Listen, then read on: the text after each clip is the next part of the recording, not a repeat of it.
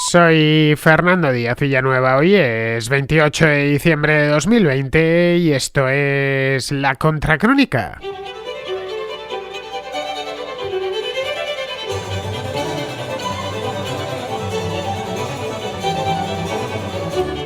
En plena Nochebuena, con miles de camiones atascados junto al puerto de Dover y un rebrote de coronavirus que ha obligado a confinarse a parte del Reino Unido, a prácticamente todo el sureste del país. En estas condiciones tan excepcionales y apuradas, se alcanzó el viernes pasado, por la tarde, justo antes de que se sentasen a cenar para la Nochebuena, el acuerdo final del Brexit, del que se venía hablando a lo largo de todo el mes. Este acuerdo es el que regirá las relaciones entre el bloque comunitario y el Reino Unido a partir de dentro de nada, de unos pocos días, de este mismo viernes, del 1 de enero del año 2021. El acuerdo, como supongo que ya habréis escuchado por ahí, es un acuerdo de mínimos y aún está pendiente de que los 27 gobiernos nacionales de la Unión Europea le den el visto bueno. Bueno, no solo los 27 gobiernos nacionales, también el propio Parlamento británico. Esto en algunos países se hará por la vía de urgencia y lo aprobará el gobierno, y en otros lo tendrán que llevar directamente a sus respectivos órganos legislativos. Esto hará que la cosa se dilate un poquito más. De cualquier manera, también a modo de urgencia va a entrar en vigor el próximo día 1 de enero, es decir, dentro de 4 días. Eso sí, este asunto ya, este acuerdo no tiene vuelta atrás y pone fin a la incertidumbre que ha presidido todo este año respecto a este tema del Brexit y culmina una labor negociadora que comenzó no a principios de este año, como a veces se piensa, sino hace ya casi 4 años, cuando en el mes de marzo del año 2017 Londres invocó el artículo 50 del Tratado de la Unión Europea. El artículo 50, aquel que lo invoca, significa que se quiere ir, es decir, solicita formalmente su salida del club comunitario. Pero no es un Brexit suave, como a veces se piensa, todo lo contrario. Se trata de un Brexit duro. El temido hard Brexit no es la peor de sus variantes, pero sí podemos denominarlo como un hard Brexit que tendrá perdurables consecuencias en el futuro. El Reino Unido abandona ya definitivamente el espacio económico europeo y la unión aduanera. Ambas partes, eso sí, continuarán comerciando sin aranceles, pero se pondrá fin al libre flujo de trabajadores. El comercio de servicios, por ejemplo, se reducirá notablemente y el centro financiero de Londres ya no tendrá un acceso preferente a los mercados europeos, como había tenido hasta el momento. El Canal de la Mancha, en definitiva, ha vuelto a convertirse en una frontera.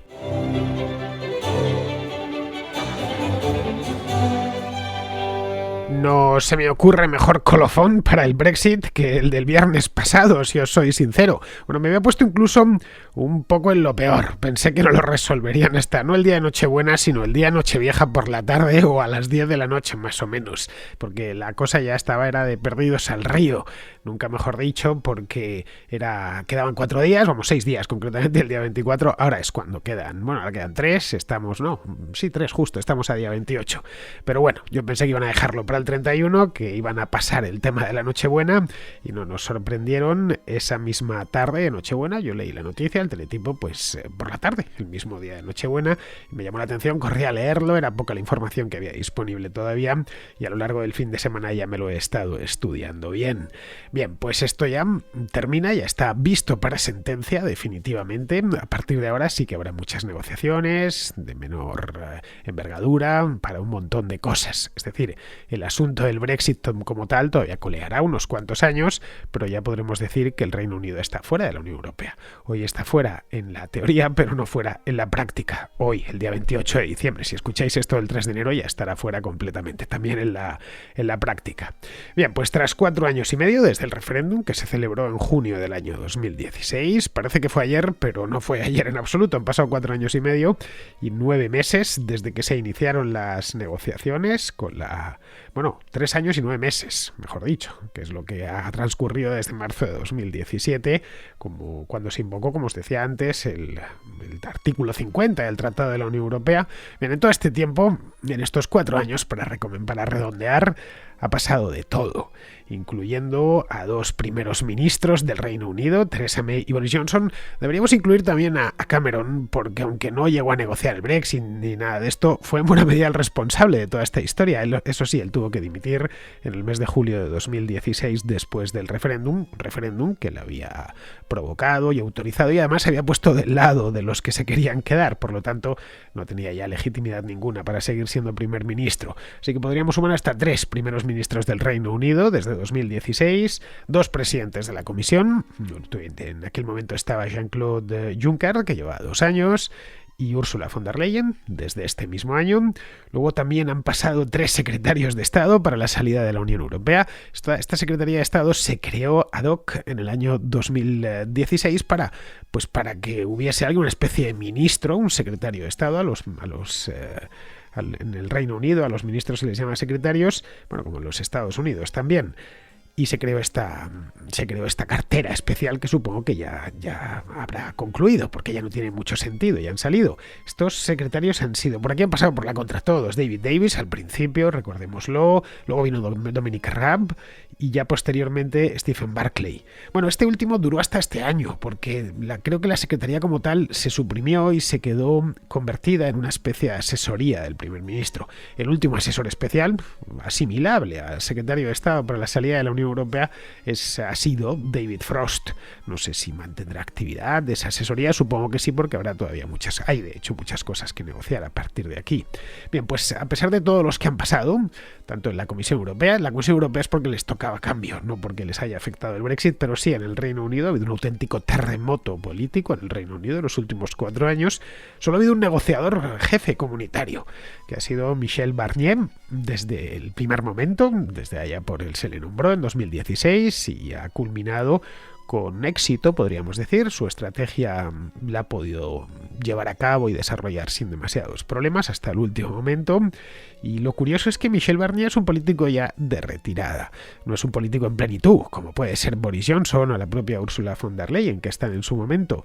En el caso de Michel Barnier tenemos un hombre que va a cumplir 70 años dentro de nada, dentro de unos días, en enero de 2021, y un hombre que ha dedicado toda su vida a la política. Primero en Francia, donde fue ministro de Agricultura, fue también ministro de Exteriores, y luego ya en Bruselas. Y desde 2017 a esta parte, Michel Barnier, un político que en Francia se le conocía, obviamente, pero no más allá, pues se ha convertido en la verdadera estrella política del Brexit, con 70 años o casi 70 años, lo que son las cosas. Lo hablaba el otro día con Alberto Garín, hablábamos este tema. Alberto conoce bien Francia porque ha vivido allí. Me decía, bueno, casi ha bajado Dios del cielo y le ha venido a ver porque no se esperaba un premio semejante al final de su carrera. En circunstancias normales, alguien como Barnier pues debería estar ya o jubilado o cerca de la jubilación. Es decir, cómo se jubilan los políticos franceses que han llegado lejos, en algún viñedo de la Borgoña, tranquilamente cuidando de sus propias cepas. Bien, que algo tan ajetreado culminase en plena Nochebuena añade, para qué negarlo, un punto de desorden a un proceso que en su momento el proceso empieza el mismo día del referéndum, al día siguiente, cuando supimos los resultados. Empezó con gran estupefacción. Lo cierto es que nadie se lo creía realmente. Aquel año fue el año de las sorpresas en las urnas. Primero vino el Brexit y luego posteriormente, ya en el mes de noviembre, llegó Donald Trump a la Casa Blanca. Y muchos yo de hecho no podía creérmelo del todo. Cuando por la mañana lo vi dije, no puede ser esto. En aquel entonces yo trabajaba en una emisora de radio, tuve que dar la noticia, era a las 6 de la mañana, y me llamaba la atención porque no pensé en ningún momento que fuese a salir que sí. Salió que sí, es cierto, por poquito, pero bueno, el hecho es que empezó con estupefacción, como os decía, y termina con alivio. El resultado deja mucho que desear, es decir, con la cantidad de tiempo que han tenido, que son más de 4 años, pues la verdad es que, no sé, creo que se podrían haber esmerado un poco más, aunque teniendo en cuenta la cantidad de idas y venidas que ha tenido esto, y puedo dar fe que las ha tenido porque es un tema que a lo largo de estos 4 años y pico he seguido muchísimo en la contra, no sé ni cuántas he hecho ya relativas al Brexit desde el primer momento. Además, pues era difícil que esto saliese de manera sencilla. Pero bueno, lo que se firmó el otro día en Bruselas, el acuerdo de Nochebuena, es sin duda mejor que un no acuerdo.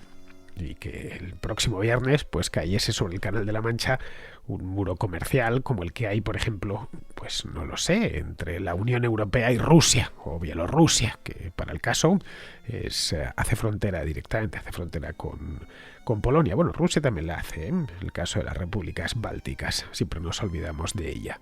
Pero bueno, siendo optimistas, y Ya sabéis que en este programa el optimismo es lo habitual. El optimista es aquel tipo que está bien informado, nada más. Hay mucha mala fama entre los optimistas. El pesimista es un tipo que suele estar mal informado, directamente amargado en su foro interno, y claro, como él está mal, pues quiere que el resto del mundo esté mal. Bien, yo estoy bien, y no es que desee que el resto del mundo esté bien, que por supuesto, sino que además veo las cosas, siempre procuro ver las cosas de la manera más positiva posible. Aquí, siendo optimistas, el acuerdo de Nochebuena puede servir como base para ir mejorando este mismo acuerdo con el tiempo. Eso podría ser como la base de una pizza, por ejemplo. Se le pueden poner muchas más cosas, ¿no? Algo que, en fin, en este año funesto, del año 2020, un año de pandemia y de crisis económica, pues ha faltado tiempo, no ha habido mucho. Esto empezaron a negociarlo de aquella manera, recordémoslo, en el mes de febrero. Cuando digo de aquella manera, es de aquella manera, es con Boris Johnson amenazando y cosas por el estilo, y luego ya a partir de marzo llegó lo del coronavirus y la cosa pues ha ido a trompicones. Pues mucho tiempo, lo cierto es que no han tenido. De ahí que esa ha sido una de las razones por las cuales tuvieron que dar el acelerón final en el mes de diciembre, a finales de diciembre, dejando un montón de flecos pendientes, porque este acuerdo tiene, a pesar de tener 1000 páginas, tiene un montón de flecos pendientes.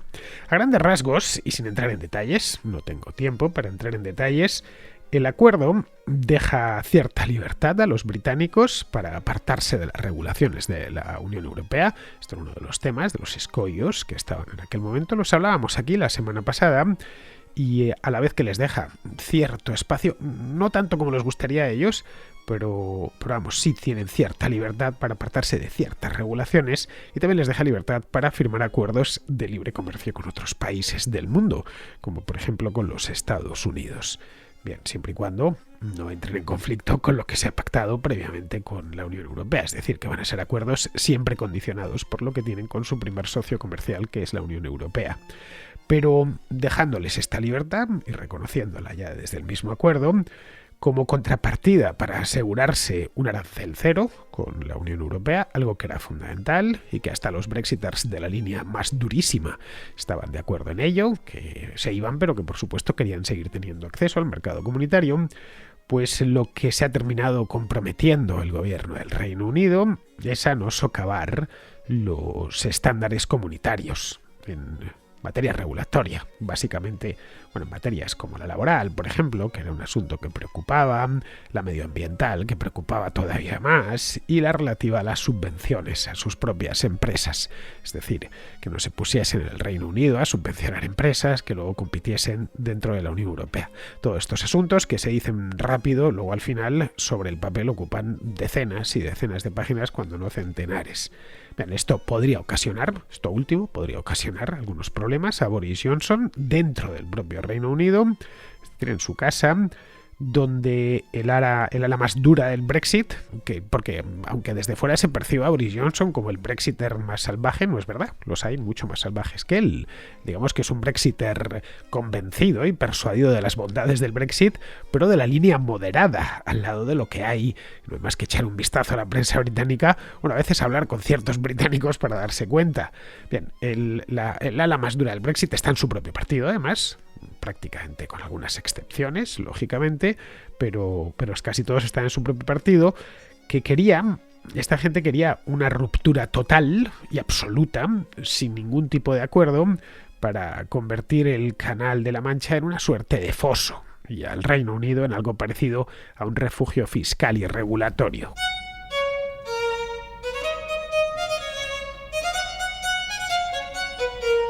Pero esas quejas, yo la verdad es que pienso que esas quejas no llegarán muy lejos. Se quejarán, harán algo de ruido en ciertos periódicos y ciertas revistas, ciertos semanarios, todos sabemos cuáles son, ya que el acuerdo es relativamente afín a sus intereses.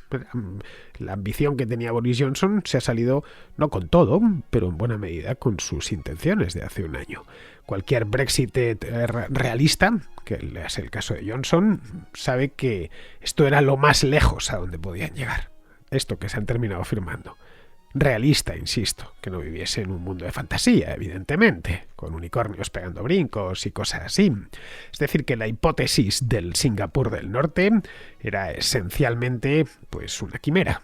Esto era algo que quedaba bien para fantasear con ella, no es mal planteamiento fantástico, pero se sabía desde el principio que iba a ser imposible porque el Reino Unido no es Singapur, está donde está y tiene los habitantes que tiene.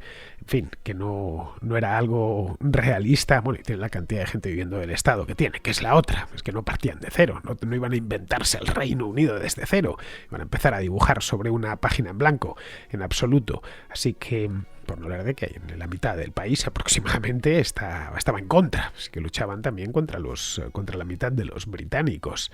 Así que, a pesar de que algunos se recreaban con esa idea de una minoría, con la idea esta del Singapur del Mar del Norte, en la práctica algo así era inalcanzable, porque en este acuerdo Bruselas, y esta es la verdad, era más grande, siempre tuvo la sartén por el mango. Es decir, aquí no se estaba separando dos partes más o menos igualadas. No, en absoluto. No es que de un lado estuviese Alemania y del otro el Reino Unido. Bueno, en ese caso Alemania es algo más importante, pero tampoco mucho más. Estaban separándose el Reino Unido, la segunda economía de la Unión Europea en aquel momento, del resto de la Unión Europea. Es decir, su aporte al total comunitario pues andaba entre el 10 y el 12%, algo importante, un roto sin ninguna duda, pero el 90 o el 88% de la economía comunitaria estaba al otro lado del Canal de la Mancha, y esto daba cierta superioridad, claro, a la hora de negociar. Eso implicaba, evidentemente, para los británicos, y lo vieron desde el primer momento, hacer concesiones en varios ámbitos. Por supuesto, algunas las tuvieron que hacer, caso de Irlanda, en el acuerdo de salida, y en esta segunda parte, donde han tenido que hacer concesiones es en la cuestión esta tan espinosa de las regulaciones. Bueno, lo de Irlanda, que dolió bastante más, ya fue el año pasado. Esto quedó visto a finales del año pasado, justo en diciembre de 2019, y es algo de lo que nadie quiere hablar en el Reino Unido, al menos nadie quiere hablar en voz alta, porque es el gran sacrificio que han tenido que hacer, a cambio de poder marcharse sin enemistarse con todos, porque en el caso de no haber pasado por ese aro, pues seguiríamos enzarzados todavía en el acuerdo de salida, y esto le hubiera ocasionado problemas, empezando no ya con la Unión Europea, sino con la República de Irlanda, con quienes tenían un acuerdo suscrito desde 1998 por el tema del IRA y de los tratados de Viernes Santo. Pero bueno, la voluntad del gabinete Johnson era no ceder ni un palmo más de lo que más o menos sabía que iba a tener que ceder, cosa que han tenido que hacer si querían mantener el acceso al mercado comunitario. Aquí, en este caso, Barnier leyó perfectamente cuáles eran los deseos del contrario y les fue poniendo precio. Esto del Brexit, además, ha servido, y valga la reflexión, ha servido como ensayo de cuál es el precio de la Unión Europea. No hay que darle muchas más vueltas. A cambio de un mercado inmenso, hay que asumir las reglas de ese mercado, que en ocasiones son reglas razonables, esa es la verdad, y en ocasiones, otras veces, bastante a menudo, por desgracia, son reglas completamente disparatadas. Es decir, la cantidad de papel que pare la Unión Europea, la burocracia, cada año, pues con eso podríamos tapar las pirámides de Giza en Egipto, porque es una cosa desmadrada. Parte de las quejas de los conservadores británicos en su momento estaban perfectamente justificadas al respecto. Ya lo dije allá por el año 2016-17, que lo que más rabia me daba de que se fuese el Reino Unido era que ejercían un contrapeso muy saludable, y era bueno tenerles en el Parlamento Europeo y dando la paliza en la Comisión. Pero bueno, esto ya es agua pasada. Bien, si bajamos esto a la realidad, lo aterrizamos, lo que nos encontramos es con que a partir del día 1 de este viernes el Reino Unido podrá seguir comerciando sin barreras arancelarias, arancel cero completamente, sin límites además, sin cuotas tampoco, pero aparecen una serie de formalidades fronterizas que antes no existían. Cualquiera que esté dentro de la Unión Europea sabe que puede mandar un contenedor a Polonia y nadie se lo va a parar, o a Alemania o a Dinamarca. No hay ningún problema ni tiene que hacer la más mínima formalidad. Si sale ese contenedor de Lisboa, va a atravesar la frontera entre Portugal y España, entre España y Francia, entre Francia y Bélgica, Bélgica y Holanda, Holanda y Alemania y Dinamarca. No va a encontrarse un solo agente aduanero. Esa es la verdad, es una de las grandes ventajas de la Unión Europea, ¿para qué negarlo? Bien, en este momento, a partir de este momento, ya sí que habrá que pasar esas formalidades que os decía. Es decir, en la frontera no se aplicarán aranceles a los productos que entren, pero estos productos sí tendrán que revisarse en la entrada. para comprobar su naturaleza y comprobar también su origen. En resumidas cuentas, habrá que hacer una declaración aduanera sobre la que no recaerá arancel, pero sí recaerá todo el papeleo propio de esas declaraciones. Eso en cuanto a los bienes, que era, digamos, la parte que más interesaba a los partidarios del Brexit, que el tráfico de bienes se mantenga como hasta ahora. No se va a mantener en rigor como hasta ahora. Van a poder circular sin aranceles, pero todo lo demás lo van a tener que llevar adosado. Esto va a ocasionar, evidentemente, problemas, retrasos, etcétera, sobrecostes, en fin. Es un cuanto, ya digo, en cuanto a los bienes. Luego, respecto a las personas, los británicos podrán visitar la Unión Europea, podrán cruzar el canal, ir a Francia o a Bélgica, venir a Mallorca, ir a donde les dé la gana dentro de la Unión Europea, sin visado, durante un máximo de 90 días. Es decir, podrán visitar la Unión Europea como la visitan los estadounidenses o los canadienses. Podrán aterrizar en Roma o en París, pasarse un máximo de 3 meses, sin posibilidad de trabajar, obviamente. Para eso tendrán que solicitar la residencia a las autoridades nacionales, pero vamos, carecerán, entre otras cosas, de cobertura sanitaria, otro de los grandes inventos de la Unión Europea. Uno se enferma en Alemania y sabe que la sanidad alemana te va a atender. Puedo dar fe porque me sucedió una vez. Hace muchos años me agarré una gripe en Alemania, un griponcio, creo que uno de los peores que he agarrado en mi vida. Tuve que ir al médico allí. Lo pagó la Seguridad Social Española, pero me atendió el médico alemán y el problema fue que no me entendía bien con el médico. En fin, la consulta parecía aquello los hermanos Marx. Bien, a mí no me costó dinero ir a un hospital en el sur de Alemania y que me curasen la maldita gripe aquella. Bien, esto los británicos pues ya no podrán hacerlo en las Canarias o en la Costa Blanca o donde vayan. Bien, ambas partes de cualquier manera se han comprometido a llegar a un acuerdo en este apartado de la sanidad. Luego, por ejemplo, los conductores británicos, cualquiera, desde un camionero hasta, por supuesto, un tipo que sale con su roulotte para ir de vacaciones, necesitarán una licencia internacional y un seguro que les cubra fuera del Reino Unido. Bien, todo esto vale para los comunitarios que visiten la isla, es decir, que vayan a ver, pues no sé, que viajen a Londres o a Escocia. Bueno, a Escocia ya veremos cuánto, porque ahora se presenta un problema serio en el Reino Unido con el tema de Escocia que se irá complicando en los próximos años. Luego, en el transporte de mercancías y viajeros, las aerolíneas británicas tendrán acceso para volar a la Unión Europea, es decir, British podrá seguir volando a Madrid o a Varsovia, a cualquier lugar, y se reconocerán sus certificados de seguridad, pero no podrán conectar con destinos dentro del bloque, es decir, no podrá hacer un vuelo que salga de Manchester, para en Barcelona y después continúe hasta Oporto. Eso ya no lo podrá hacer, por razones obvias, para defender el mercado interno dentro de la Unión Europea. Los camioneros británicos, por ejemplo, se enfrentarán a restricciones en cuanto a la cantidad de destinos, los que pueden entregar mercancía una vez hayan hecho la primera entrega, para así no, de nuevo, competir con los camioneros comunitarios. Tiene un camión británico que atraviesa el canal, hace una entrega en París y va a tener problemas si luego quiere entregar en Bruselas y en La Haya, por ejemplo, para evitar que en esas patas pues cargue mercancía y haga la competencia a los camioneros locales. Bien, esto vale, por supuesto, también para una compañía de autobuses, por ejemplo. Respecto a las titulaciones, la mayor parte de las titulaciones, contables, pilotos, controladores de tráfico aéreo, etc., bien, no se reconocerán mutuamente como era hasta ahora, y salvo acuerdo en contrario. Lo mismo sucederá con la seguridad. Es decir, Scotland Yard sale de la Europol, se queda simplemente como un miembro asociado, y por lo tanto pierde acceso no a todas, pero sí a buena parte de sus bases de datos, para las que tendrá que pedir permiso si quiere consultarlas. Esto pues para los policías británicos pues va a ser un incordio. Como vemos, no quiero continuar porque se me acaba el tiempo, pero vamos, es un Brexit duro. A partir del día 1 de enero estará más desvinculado el Reino Unido estará más desvinculado de la Unión Europea de lo que lo están Noruega o Suiza, que nunca han formado parte de la Unión Europea. Bueno, están dentro de Schengen y del espacio, Noruega al menos dentro del espacio económico europeo, pero Noruega y Suiza ambas están dentro de la zona Schengen. Su conexión con la Unión Europea pasa a ser similar, su conexión orgánica al menos, similar a la que tiene Ucrania o Moldavia, pero eso sí, les une un acuerdo comercial que reduce los aranceles a cero. En cierto modo, el desenlace ha sido muy parecido a lo que pretendía Boris Johnson, ya en el verano de 2019, cuando llegó al poder. Es decir, completamente fuera, con un generoso acuerdo de libre comercio.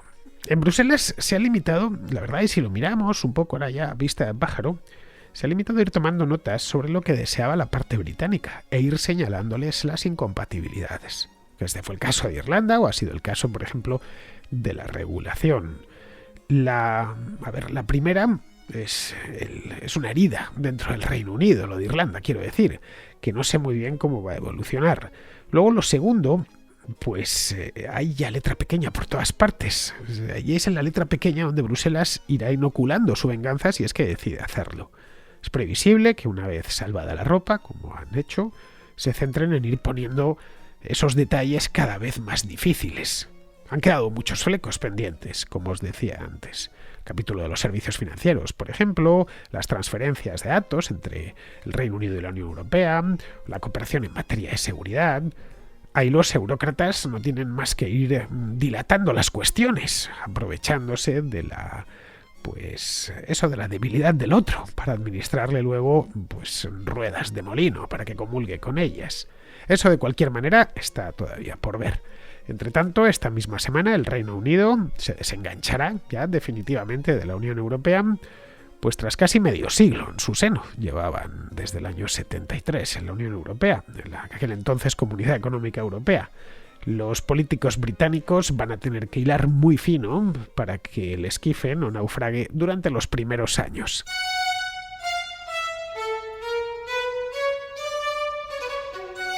Vamos con la contrarréplica, empezamos con Luis, que nos habla del tema de las vacunas. Hola Fernando, lo primero de todo quería felicitarte a ti y a los contraescuchas de Navidad y si no envío ningún mensaje también el año nuevo 2021, que esperemos que sea mejor que este 2020 de mierda. Mira, te mandaba este mensajillo por el tema de lo que hablaste el otro día de las vacunas. Yo he trabajado en el sector farma y recuerdo de llevar en diferentes proyectos, sobre todo llevaba la parte económica de proyectos nuevos y recuerdo que uno de los pasos que se me pedía a mí, en mi caso, era la preparación de un seguro con una aseguradora, es decir, el pago, ver las cosas que nos cubrían, ver el tiempo, los periodos. Y mira, el otro día leí una noticia y es que las vacunas se están administrando con sin que las aseguradoras estén asumiendo el riesgo. Y son los estados los que están asumiendo el riesgo. Por eso yo, que no soy antivacunas, estoy a favor de que haya vacunas, que haya investigación, que haya nuevos fármacos. Que no me creo las magufadas, como tampoco me creía las magufadas que soltó Lorenzo Milá o Antonio Maestre en febrero, o Susana Griso, entre muchos otros, que todos sabemos de qué bando son. Y que, por cierto, ahora todos han cambiado de chaqueta. Bueno, lo que decía es que si en ese caso a mí se me pedía cubrir durante 3 meses a 6 meses todos los problemas de la administración de un fármaco nuevo que estuviéramos haciendo, no entiendo que no se esté buscando que las aseguradoras lo cubran y que no sean los estados. A mí es que sé en cierta manera por qué es, porque no se ha aprobado realmente este fármaco, sino sé que se ha utilizado para muchísimas personas, con unas 20.000 o 30.000 que había dicho Andrea, pero a mí es que el tema de que se hayan escapado las aseguradoras no me atrae nada. Como he dicho, no soy ningún antivacunas. Considero que una vacuna es un avance económico, social y sobre todo médico que puede haber que nos hace mejorar en todo. Entonces, a mí es solamente eso lo que me echa para atrás, nada más. Por cierto, tampoco me gustaron las formas en que se dirigió el otro contra la estucha y bueno, que siempre hay que rebatir como haces tú, con educación y oye, si puedes un poco con ironía, un poco tomándotelo un poco también a broma, pero bueno, es demasiado grave lo que está sucediendo ahora mismo porque ya esto es una pedazo de crisis que realmente nos vamos a comer otra vez los nacidos después de los 80. Entre los 80 y los 90. Pues nada, un saludo a ti, a todos los contraescuchas y feliz Navidad. Bueno, Luis, es que a las farmacéuticas les han metido prisa y se están cubriendo las espaldas, por si acaso. La vacuna es nueva y se ha adoptado un procedimiento de urgencia, como bien sabes, con los riesgos que ello conlleva. Esto se sabía desde el primer momento. Pero claro, aquí como comentaba la semana pasada, la balanza se coloca a un lado los beneficios potenciales y al otro los riesgos potenciales. Y según están las cosas, pues a los estados parece ser que les compensan los riesgos, a cambio de lo que pretenden ganar, ¿no? Ahora, a título individual, cada uno tiene que hacer la misma evaluación. En España la vacunación no es obligatoria. Se vacunará quien quiera y para ello es necesario que esté bien informado.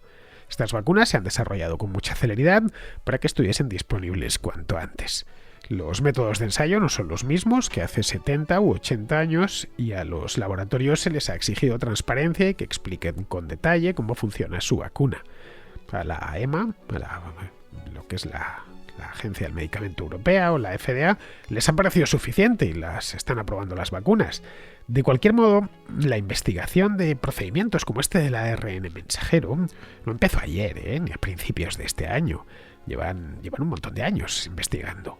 Moderna, por ejemplo, como decía aquí, hace ya un tiempo, el mes pasado, creo, se fundó en 2010 para seguir por ese camino. Lo lleva en la palabra, ModeRNA, ModeARN. Y durante una década ha estado investigando esa tecnología. Ahora, se les ha presentado ahora una oportunidad inigualable de apuntarse un tanto y evidentemente pues en Moderna no lo han desaprovechado. Bien, seguimos con Israel de Vigo, que nos habla de la resolución del Tribunal Supremo sobre la denuncia del Estado de Texas. Y me gustaría dar mi opinión sobre la resolución del Tribunal Supremo de no admitir la denuncia del Estado de Texas contra el recuento en Pensilvania. Los medios de comunicación no han tardado en pintarnos una realidad que no existe. Es decir, que el Tribunal Supremo ha validado el recuento en Pensilvania, cosa que no se ha producido. El Tribunal Supremo no ha entrado en el asunto porque entienden que hay un tecnicismo y es que, que el Estado de Texas no está legitimado para presentar esta denuncia y nada más. Y esto de que los tribunales, por un tecnicismo, no entren en una cuestión de fondo, lo que al final acaba beneficiando a una de las partes, pero que se nos pinte quitarse de en medio, pues como que se da por buena o se bendice una determinada realidad, no es correcto, aunque ya digo, los medios insisten mucho en pintarnos una realidad que no existe. Un ejemplo de esto lo tenemos con la denuncia de los extrabajadores del marido de Manuela Carmena, a los que este buen señor dejó en la calle sin cobrar, y cuando estos trabajadores le denunciaron y peligraba su patrimonio, se lo transfirió a Manuela Carmena en un alzamiento de bienes de Manuel, que evidentemente fue denunciado por los trabajadores. En este caso, el juez, ya los trabajadores lo tenían complicado porque un juez es mal enemigo en un juzgado y ya si se trata de un juez progre ni te cuento. Pero el juez que vio su asunto rechazó la pretensión de los trabajadores con un argumento delirante, y es que los trabajadores habían denunciado a Manuela Carmena y a su marido en Segovia, cuando lo que, según el juez, correspondía hacer era presentar la demanda en Madrid. Cuando los abogados de los trabajadores dijeron, perdone usted la molestia, nos vamos a Madrid con nuestra denuncia, el juez se sacó de la manga que el asunto ya quedaba cerrado y que ya no había más ficha que mover. Y los medios de comunicación, evidentemente nos contaron que este asunto, este problemilla de Carmena, que con los trabajadores, etcétera, que la justicia había hablado, que ella había salido absuelta y que todos estos infundios de ciertos medios de comunicación que no venían a cuento. Cuando en realidad lo que había sucedido es que ella nunca fue absuelta ni nunca se determinó que no hubiera alzamiento de bienes. Simplemente el juez cerró la causa por un tecnicismo, lo cerró de mala manera y por la espalda. Y ya digo, eso combinado con una presión mediática para pintarnos una realidad que no existe, es lo que pasó en su día y ha vuelto a pasar ahora. Pues no sé, Israel, lo que dirían otros. Yo aquí en la contra el otro día lo dejé claro desde el primer momento. Lo dejé clarísimo. Dije que el Tribunal Supremo le había dicho a Texas que no procedía esa denuncia porque un Estado no puede invalidar un recuento en otro Estado. Lo que hizo el Supremo aquí, yo creo, fue simplemente dar un toque al resto de estados para que no fuesen por ese camino, nada más, y así se evitaban tener que decir, pues si no era Texas, pues sería Oklahoma, qué sé yo, cualquier otro estado que fuesen por ahí. Bien, vamos ahora con Rubén, que pregunta por un cambio de modelo productivo en España. Fernando, te envío este mensaje de voz porque llevo muchísimo tiempo escuchándote y he escuchado varias contraescuchas que han enviado tus preguntas y que han enviado sus preguntas y quería pues enviar la mía también. Y te quería preguntar, con esto que está dando el coñazo, con el coñazo virus a todo el mundo y sobre todo en España, que te quería preguntar si en España sería posible otro modelo de economía, no solo en el turismo, que se basa en el turismo, porque se ha visto lo que ha resultado y los millones de parados que está habiendo y que habrá. Y te quería preguntar eso. Yo vivo en un sector, en un sitio muy turístico de España, y te quería preguntar si es posible otra economía que no sea el turismo. Vivir solo 7, 8 meses al año y ya está, no sé si es posible otras economías, o diversificar la economía y no poner solo los huevos en la misma cesta, ¿sabes lo que te quiero decir? Y no sé, pero escuché que España es el segundo país que hace coches, pero no es un gran por ciento del PIB que aporta, ¿sabes? El turismo y la gastronomía es lo que más aporta, no sé si sería otra cosa, sería posible hacer en España que no sea bares o coches o no sé, o irte de tapas o irte a la playa, no sé si sería otro modelo de economía en España. Sinceramente, Rubén, creo que estás confundiendo la parte por el todo. Seguramente porque has oído ese cuento 1000 veces y te lo has terminado por creer. Por cuento me refiero al cuento de que España vive exclusivamente del turismo. Lo sé, tal vez tu pueblo viva casi exclusivamente del turismo porque sea un pueblo costero, pero no todo el país. Mira, te voy a dar datos que al menos desmontan ese relato catastrofista y, en fin, y falso. Mira, el turismo aporta al PIB español el 15%. Esto te estoy hablando del año 2019, el año que más ha aportado. Es decir, más o menos lo mismo que la construcción o la banca y los servicios financieros, que aportan eso, aproximadamente el 15%. La salud aporta un 12% y el comercio otro 12%. La automoción, concretamente, aporta un 5%. Como ves, la cosa está bastante bien repartida.